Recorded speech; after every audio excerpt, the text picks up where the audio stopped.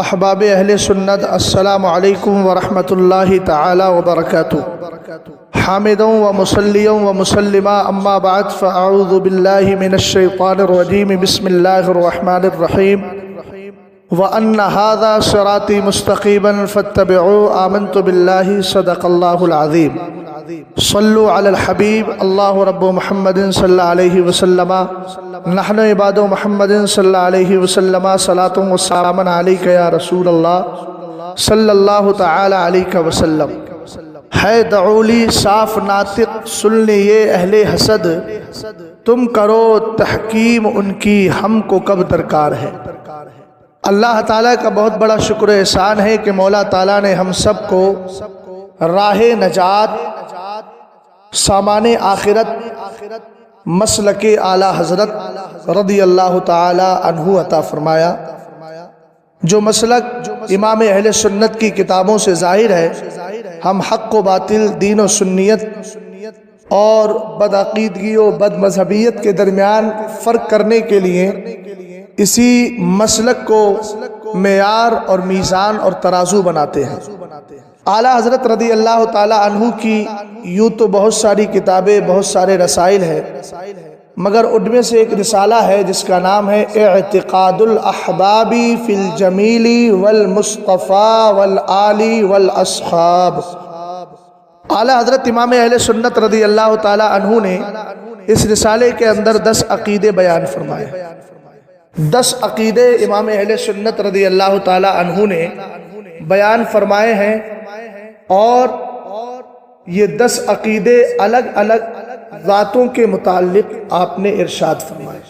صحابہ اکرام رضوان اللہ تعالی علیہم اجمعین کے مراتب امام اہل سنت نے ذکر نہیں کیے اس میں، اور نہ ہی یہ پوری کی پوری کتاب حضرت امیر معاویہ رضی اللہ تعالی عنہ کے بارے میں کیا عقیدہ رکھنا چاہیے، کیا عقیدہ نہیں رکھنا چاہیے، کیا نظریہ رکھنا چاہیے، کیا نظریہ نہیں رکھنا چاہیے، اس سلسلے میں یہ پوری کتاب نہیں ہے، جیسا کہ کچھ لوگوں کو مغالطہ ہے، بلکہ اس میں آپ نے مشاجرات صحابہ کا جو عنوان باندھا ہے، یہ عقیدہ سابعہ میں آپ نے ذکر فرمایا۔ میں چاہتا ہوں پہلے اس رسالے کا جو سرسری جائزہ ہے وہ آپ کے گوش گزار کر دوں۔ امام اہل سنت رضی اللہ تعالی عنہ نے عقیدہ اولا، ذات و صفات باری تعالی، اس عنوان سے باندھا، یعنی پہلا جو عقیدہ بیان کیا ہے وہ اللہ کی ذات و صفات کے بارے میں۔ عقیدہ ثانیہ سب سے اعلیٰ، سب سے اولا، یعنی اس میں حضور اکرم صلی اللہ تعالی علیہ وسلم کی افضلیت اور آپ کی برتری کا ذکر فرمایا۔ عقیدہ ثالثہ صدر نشینان بزم عز و جاہ، یعنی حضرات انبیاء و مرسلین کی مراتب ذکر فرمائے۔ عقیدہ رابعہ اعلیٰ طبقہ ملائکہ مقربین، یعنی اس میں اعلیٰ حضرت نے رسول ملائکہ، حضرت جبریل امین، حضرت میکائیل، حضرت اسرافیل، حضرت اسرائیل اور دیگر مقرب فرشتوں کا ذکر کیا۔ عقیدہ خامسہ اصحاب سید المرسلین و اہل بیت کرام، اس میں حضور اکرم صلی اللہ علیہ وسلم کی صحابہ اور اہل بیت کا تذکرہ کیا ہے۔ عقیدہ سادسہ عشرہ مبشرہ و خلفائے اربعہ، اس میں عشرہ مبشرہ وہ 10 جن کو جنت کا مژدہ ملا، اس مبارک جماعت پہ لاکھوں سلام، اور خلفائے اربعہ کا حضرت ابو بکر و عمر و عثمان و علی رضی اللہ تعالی عنہم کے مراتب کا ذکر کیا ہے۔ عقیدہ سابعہ مشاجرات صحابہ، اس میں امام اہل سنت رضی اللہ تعالی عنہ نے حضرت طلحہ و زبیر و عائشہ و امیر معاویہ اور مولا کائنات شیر خدا علی المرتضی کرم اللہ وجہ الکریم کے جو آپسی اختلافات ہیں ان پر بڑی خوش اسلوبی کے ساتھ اور عقیدے کی حفاظت و صیانت اور ان بارگاہوں کے ادب اور ان کی تعظیم کو ملحوظ خاطر رکھتے ہوئے بیان فرمایا۔ عقیدہ ثامنہ امامت صدیق اکبر رضی اللہ تعالیٰ عنہ، یعنی اس 8ویں عقیدے میں آپ نے حضرت ابو بکر صدیق اکبر رضی اللہ تعالیٰ عنہ کی امامت کا ذکر کیا ہے۔ عقیدہ تاسعہ یعنی نواں عقیدہ ضروریات دین، امام اہل سنت رضی اللہ تعالیٰ عنہ نے اس عقیدے کے اندر ان نظریات کا ذکر کیا ہے کہ جن کا ثبوت قرآنی آیات، احادیث متواترہ مشہورہ اور اجماع امت سے ہوا، جن کا منکر کافر ہے۔ اور اسی کے ضمن میں ضروریات اہل سنت کا بھی آپ نے ذکر فرما دیا ہے، فائدہ جلیلہ کا عنوان باندھ کر۔ عقیدہ عاشرہ، شریعت و طریقت۔ امام اہل سنت رضی اللہ تعالی عنہ نے 10واں جو عقیدہ بیان کیا ہے وہ شریعت و طریقت کے بارے میں بیان کیا، اور بتا دیا کہ اگرچہ یہ دو مختلف راہیں ہیں لیکن ان کا آپس میں ایک دوسرے سے تعلق ہے، کوئی شریعت کے بغیر طریقت کے منصب پر فائز نہیں ہو سکتا۔ یہ تو امام اہل سنت رضی اللہ تعالی عنہ کے رسالے کی تجزیہ کاری رہی، اور اس کے مضامین کا میں نے اجمالاً ذکر کر دیا تاکہ کوئی مغالطہ اور دھوکہ دینے والا اپنی غلط بات کو ثابت کرنے کے لیے یہ نہ کہہ سکے کہ اعلیٰ حضرت نے بھی تو 10 مراتب بیان کیے ہیں۔ اعلیٰ حضرت نے اس کتاب کے اندر 10 مراتب بیان نہیں کیے ہیں بلکہ 10 عقیدے بیان کیے ہیں، اور ان عقیدوں کا مراتب صحابہ سے تعلق نہیں، بلکہ ایک مقام پر آپ نے جو مشاجرات صحابہ کا عنوان باندھا تو ان میں صحابہ اکرام کے مختلف مراتب کا ذکر نہیں کیا ہے۔ اگرچہ عشرہ مبشرہ کا آپ نے ذکر کیا ہے، لیکن جن جناب نے جو 10 صحابہ اکرام کے 10 مراتب کا ذکر کیا تھا، ناگپور کے ایک غیر عالم شخص نے، اور انہوں نے جو مضامین و مفاہیم بیان کیے تھے اس طور پر اعلیٰ حضرت رضی اللہ تعالی عنہ نے اس کتاب کے اندر ذکر نہیں فرمائے۔ میرے جملے پر غور کریں، جس انداز سے انہوں نے مراتب کا ذکر کیا، مراتب صحابہ کا 10 مرتبے نکالے، اس طور پر امام اہل سنت رضی اللہ تعالی عنہ نے اعتقاد الاحباب کے اندر ان کا ذکر نہیں فرمایا ہے۔ یہ مسئلہ چند سال پہلے کا ہے۔ ان جناب نے حضرت امیر معاویہ رضی اللہ تعالیٰ عنہ کے تعلق سے جو کچھ بولا تھا، 2-3 جملے جو ان کے تھے، چند جملے جو انہوں نے بولے تھے، میں اس پر بھی تبصرہ کروں گا اور ان کا اعادہ کروں گا۔ جن احباب نے ان کے متعلق میرا رد سنا ہوگا وہ جملے بھی اچھی طرح یاد رکھے ہوئے ہوں گے، ان کے ذہن میں محفوظ ہوں گے۔ ابھی چند دنوں پہلے ایک صاحب نے مجھے ان کی کلپ بھیجی، آج 3 ستمبر کو میں بفضلِ تعالیٰ چترا درگا کے تبلیغی دورے پر حضور قائد ملت علامہ عزت رضا خان صاحب قاضی القضات فی الہند کی ہمراہ آیا ہوا ہوں۔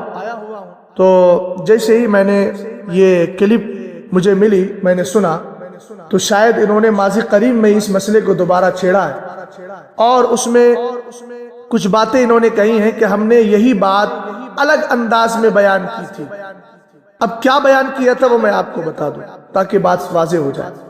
انہوں نے 10 مراتب صحابہ ذکر کرنے کے بعد کہا کہ جب امیر معاویہ عام صحابی ہیں اور عام صحابہ میں شامل ہیں تو عام صحابی بول کر یہاں تک اگر آپ رک جاتے تو پھر مسئلہ کچھ اور ہوتا، لیکن آپ نے کیا بولا؟ آپ نے یہ کہا کہ جب عام صحابی ہیں تو بار بار ان کا ذکر لا کر اہل سنت کو بدنام کیوں کیا جاتا ہے؟ مجھے اعتراض اس بات پر خاص طور سے ہے کہ کسی صحابی کے ذکر سے اور ان کا بار بار تذکرہ لانے سے اہل سنت والجماعت کو بدنام کرنا ہوتا ہے؟ کیا اہل سنت والجماعت کی بدنامی کا یہ باعث ہے؟ العیاذ باللہ۔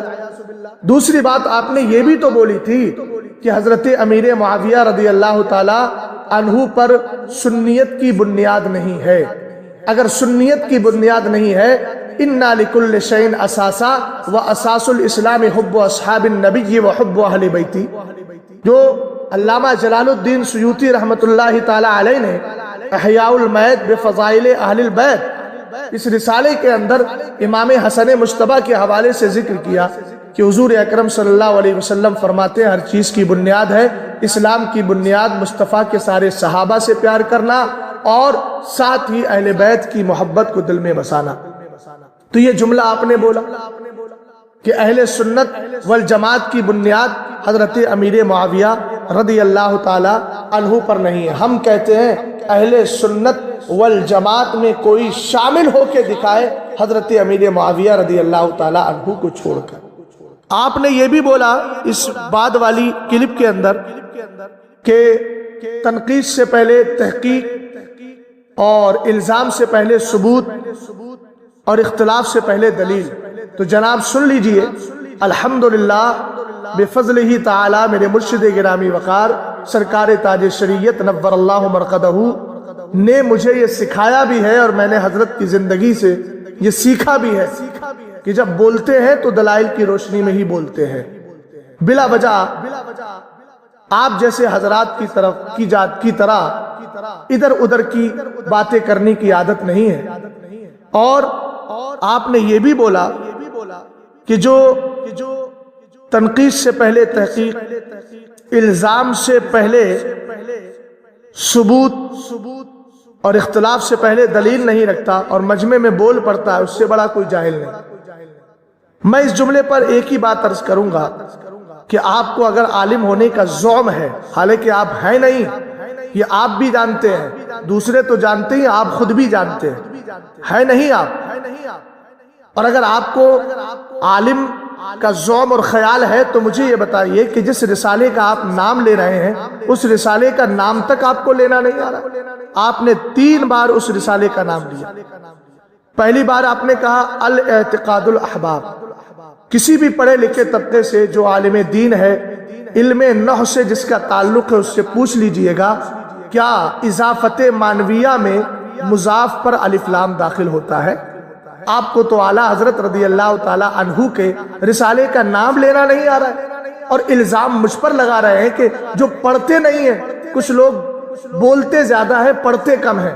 آپ نے اس رسالے کو کیا پڑھا جس کو آپ نے دلیل بنایا تھا؟ اس کا نام تک آپ کو پڑھا نہیں جا رہا ہے، آپ نام تک نہیں لے پا رہے ہیں. الاعتقاد الاحباب، اعلیٰ حضرت کا رسالہ الاعتقاد الاحباب کے نام سے ہے نہیں، اعتقاد الاحباب کے نام سے ہے. یعنی الاعتقاد نہیں بولا جائے گا، اس پر الف لام نہیں آئے گا، چونکہ ضابطۂ نحویہ ہے اضافت مانویہ میں مضاف پر الف لام نہیں آتا. یہ چیز یاد رکھ لیجئے. دوبارہ آپ نے پھر بولا، تب بھی یہی کہا الاعتقاد الاحباب. تو پہلے میاں نام لینا تو سیکھ لیں، تب جا کر کے کسی کا رد کرنا.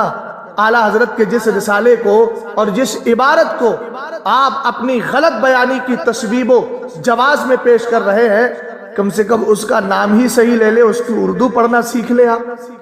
تیسری بار جب آپ نے تفصیلی نام لیا تو تفصیلی نام میں آپ نے کہا اعتقاد الاحباب. نہ جانے کیسے اچانک جملہ جو ہے آپ کی زبان پر آ گیا اور الف لام آپ کی زبان سے ہٹ گیا، اعتقاد الاحباب بول دیا. لیکن پھر بھی غلطی آپ نے کی. اعتقاد الاحبابی فی الجمیلی والمصطفیٰ وآلی والاصحاب بولا. حالانکہ آپ کو یہ معلوم ہونا چاہیے کہ یہاں پر جو آل ہے نا، آل یہ معرف باللام ہے اور یہ الجمیل پر معطوف ہے. فی الجمیلی والمصطفیٰ والآلی والاصحاب. اب میں احباب سے کہنا چاہوں گا کہ جن جناب کو اعلیٰ حضرت کے اس رسالے کا نام بھی نہیں آ رہا ہے، وہ مجھے پڑھنے پڑھانے اور ذوق مطالعہ کی دعوت دے رہے ہیں، ان سے میں کہتا ہوں کہ پہلے کسی عالم کی بارگاہ میں جا کر اس کا صحیح سے نام یاد کر لیں، تاکہ یہ رسوائی کے دن آپ کو دیکھنے نہ ملے. کسی نے کہا تھا کچھ نہ ہوتا تو کچھ نہیں ہوتا، تھا گریباں تو چاک چاک ہوا. ایک بات میں آپ سے اور عرض کرنا چاہوں گا. آپ نے جو مشاجرات صحابہ والا عقیدہ ہے، عقیدہ سابعہ، اس میں آپ نے عام جو صحابی بولا تھا اس کی تصویب اور اس کو درست قرار دینے کے لیے یہ عبارت پیش کی کہ ہم نے تو صرف عام بول دیا تو لوگوں کی سمجھ میں نہیں آیا. ہم نے کہا ہمیں تو آپ بہت پہلے سے سمجھ میں نہیں آتے ہیں، یہ آج کی بات نہیں ہے. اور غیر عالم کے لیے واز کہنا حرام ہے، یہ آپ پر پوری طرح فٹ ہوتا ہے. امام اہل سنت رضی اللہ تعالی عنہ کے اس جملے کو آپ نے استدلالن پیش کیا کہ تو ہم اہل سنت کے نزدیک ان میں سے کسی ادنا صحابی پر بھی تان جائز نہیں، چہ جائے کہ ام المومنین صدیقہ رضی اللہ تعالی عنہ کی جناب رفیع میں تان کریں. حالانکہ بعد والا جملہ آپ نے کوڈ نہیں کیا ہے، انصاف علمی یہی تھا کہ پورا جملہ آپ لکھتے. اب مجھے یہ بتائیے کہ ان میں سے کسی ادنا صحابی، پہلی بات کہ اعلیٰ حضرت رضی اللہ تعالی عنہ نے جب ادنا کا لفظ استعمال کیا تو کسی صحابی کا خاص طور پر نام نہیں لیا، مطلقاً بولا ہے، اور المطلق یجری علی اطلاقہ، مطلق اپنے اطلاق پر جاری ہوتا ہے۔ یہ ضابطہ جا کے اصول فقہ کا پڑھ لیجئے۔ تو اعلیٰ حضرت رضی اللہ تعالی عنہ کی اس عبارت کو اپنی غلط بیانی پر آپ جو پیش کر رہے ہیں، اور آپ نے جس وقت بولا تھا عام صحابی، تو جناب اس وقت تو آپ نے نہ کتاب آپ کے پاس تھی، نہ حوالہ آپ نے کوٹ کیا تھا، نہ آپ نے کسی کا ریفرنس دیا تھا، ضمناً بات آئی تھی آپ بیان کر کے چلے گئے، یہ آپ خود اعتراف کر رہے ہیں۔ حالانکہ یہ بھی یاد رہے، میں بار بار احباب اہل سنت سے کہتا ہوں کہ عام لفظ سے زیادہ اعتراض مجھے اس پر ہے کہ آپ نے کہا اہل سنت کو بدنام کیوں کیا جاتا ہے، اور آپ نے بولا کہ اہل سنت کی بنیاد امیر معاویہ رضی اللہ تعالی عنہ پر ٹکی ہوئی نہیں ہے۔ یہ جملے میرے نزدیک زیادہ قابل گرفت ہے، اور عام کی جو بات ہے تو وہ میں انصاف علمی کے خلاف سمجھتا ہوں۔ آپ اس کا حوالہ دیجئے، کون سی کتاب سے آپ نے اٹھا کر 10 مراتب بیان کیے ہیں، اور اگر آپ بات کریں اور یہ کہیں کہ سامنے آنے کی ہمت نہیں ہوتی، تو یاد رہنا چاہیے کہ میں ناگپور ابھی الحمدللہ رب العالمین ماضی قریب میں بھی حضرت بابا تاج الدین کے عرس کے موقع پر بھی گیا تھا، اور پچھلے سال بھی میں محرم الحرام کے موقع پر شترنجی پورا کے مسلمانوں نے مجھے بلایا تھا، جن میں حاجی غلام مصطفیٰ اچھو بھائی وغیرہ ہیں، ان حضرات نے بلایا تھا، اور آپ سے بات کرنے کے لیے آپ نے اپنے میڈیٹر، جن کا نام غالباً جو اب میرے ذہن میں ہے، ہو سکتا ہے یہ نام کوئی دوسرا بھی ہو، لیکن میں سمجھ رہا ہوں حاجی عبدالقادر، ان کو آپ نے میڈیٹر بنا کر بھیجا تھا۔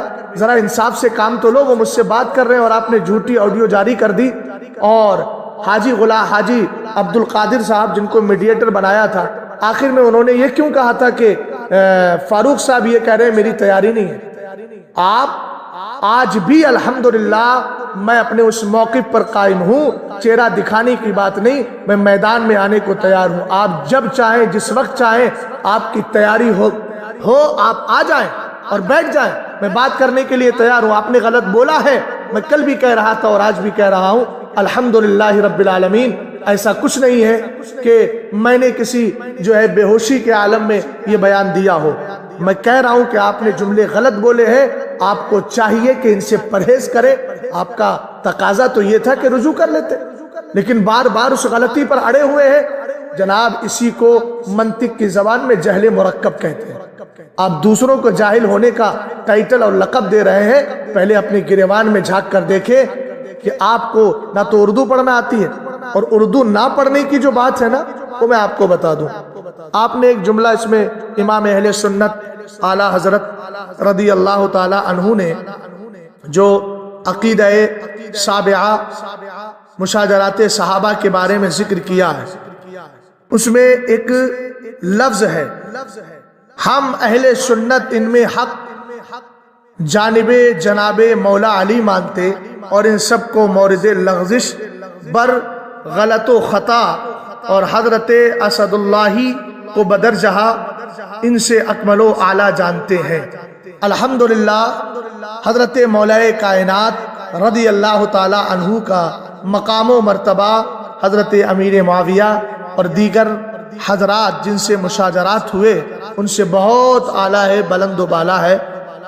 ہمارے نزدیک، ہم اہل سنت والجماعت کے نزدیک مولا کائنات رضی اللہ تعالی عنہ چوتھے خلیفہ ہیں۔ اس میں آپ نے اردو کا ایک لفظ پڑھا، مگر بئی ہما لفظ ہے، بئی ہما کا مطلب ہے ان تمام کے باوجود، جس کو عربی میں مع انا سے بھی تعبیر کرتے ہیں، اردو میں باوجود کے، بئی ہما یعنی ان تمام کے باوجود۔ اور جناب کیا بول رہے ہیں؟ مگر بئی ہما، جن کو اردو کا صحیح سے لفظ پڑھنا نہیں آ رہا ہے، وہ ہم لوگوں کو دعوت مطالعہ دے رہے ہیں۔ بفضلہ تعالی رب قدیر کا کرم ہے، مستند اداروں سے، معتبر اداروں سے میں نے تعلیم حاصل کی ہے۔ آپ جب چاہیں جس وقت چاہیں مجھ سے ان مسائل پر بات کرنے کے لیے بیٹھ جائیں۔ نہ میں نے کل چہرہ چھپایا تھا نہ آج چھپایا، میں تو ناگپور آپ کے لیے اور آپ سے بات کرنے کے لیے پہنچ گیا تھا۔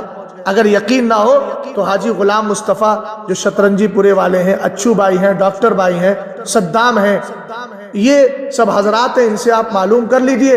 اور اس کے علاوہ علماء میں آپ حضرت مفتی منصور صاحب قبلہ اور حضرت مولانا فخر الدین صاحب قبلہ، ان سے آپ بات کر لیجئے، یہ بتا دیں گے۔ اور جب چاہے، جس وقت چاہے، جو تاریخ چاہے آپ متعین کر لیں۔ فقیر نہ کل آپ سے پیچھے ہٹا تھا، نہ آج آپ سے پیچھے ہٹا ہے۔ میں اعتقاد الاحباب کو ہی سامنے رکھ کے آپ کی باتوں کو غلط ثابت کرنے کے لیے بفضلہ تعالیٰ تیار ہوں۔ بس یہ چند جملے تھے، میں نے آپ کی مہمیز اور آپ کی تحریش پر میں نے یہ جملے بولے ہیں، ورنہ میں تو اپنا موقف بیان کر کے خاموش تھا، اور جو حالات تھے میں نے اس پر بھی کبھی کوئی آڈیو نہیں بنائی۔ لیکن جب چھیڑو گے تو سمجھ لینا چھوڑنا یہ ہماری عادت نہیں ہے۔ کچھ نہ ہوتا تو کچھ نہیں ہوتا، تھا گریوا تو چاک چاک ہوا۔ اللہ تعالی ہم سب کو مذہب اہل سنت مسلک اعلی حضرت رضی اللہ تعالی عنہ پر قائم رکھے اور اسی پر موت نصیب فرمائے۔ السلام علیکم۔ وبما أني قادري أقول أدرك عبدك جيلاني، أدرك عبدك جيلاني۔ وعلیکم السلام ورحمۃ اللہ۔ ان کا سوال ہے، زید کہتا ہے حضرت امیر معاویہ ایک عام صحابی ہے، اور ہر بار امیر معاویہ کو لا کر سنیوں کو بدنام کیوں کرتے ہو؟ کیا زید کا اس طرح کہنا صحیح ہے؟ اگر نہیں تو صحیح کیا ہے، رہنمائی فرمائیں۔ زید نے یہ بات کہاں کہی؟ سوشل میڈیا پہ کہی، یا زید کوئی ایسا شخص ہے جو تقریر وغیرہ کے شعبے سے تعلق رکھتا ہے، خطیب ہے، مجمع عام میں کہی؟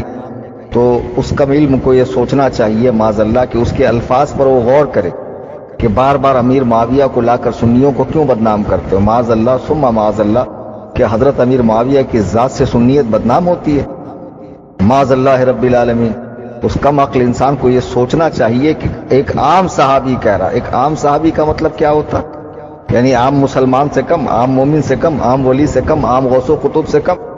اس احمق کو یہ سوچنا چاہیے کہ ایک ادنا درجے کا صحابی جس نے نبی رحمت صلی اللہ علیہ وسلم کو پشت انور کی جانب سے دیکھا اور اسی حالت ایمان میں وہ فوت ہو گیا، چہرے انور کو نہیں دیکھا، تو اس صحابی کے مقابلے میں بڑے سے بڑا غوث و قطب بھی نہیں آ سکتا ہے، بڑے سے بڑا تابعی بھی نہیں آ سکتا ہے، بڑے سے بڑا زاہد بھی نہیں آ سکتا ہے، مجاہد بھی نہیں آ سکتا ہے، اس کے مقابلے کو نہیں پہنچ سکتا۔ پھر حضرت امیر معاویہ تو وہ ہے کہ جنہوں نے بارگاہ رسالت میں کئی دن گزارے، اللہ کے حبیب علیہ الصلوۃ والسلام کی صحبت اختیار فرمائی، نبی رحمت صلی اللہ علیہ وسلم پہ اترنے والے قرآن کو لکھا ہے، سرکار دو عالم صلی اللہ علیہ وسلم کی اقتداء میں نمازیں پڑھی ہے، بارہا سرکار دو عالم صلی اللہ علیہ وسلم کے رخ والضحیٰ کو دیکھا ہے، اور ان کے فضائل میں بکثرت احادیث موجود ہیں۔